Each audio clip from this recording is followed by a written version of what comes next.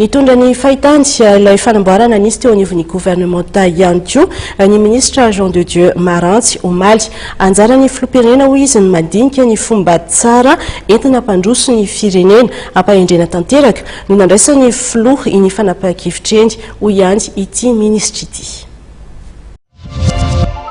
Iny ny fahitany ray aman-drenitsika filoham-pirenena azy dia miketrika arak'izay satria izy no olo afidy pirenena voalohany hitarika ty firenena ty.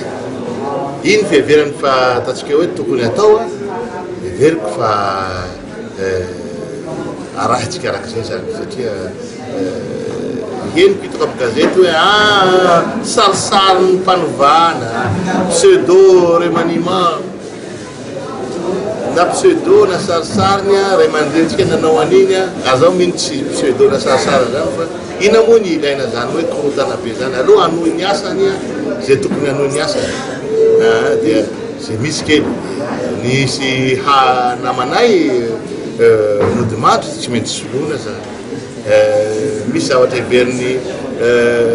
président république hoe akambana ny rano sy ny énergie hitareo jirama zany nge jiro sy rano hitako hoe normal raha mikambana io tataka zay zany zavatra misy.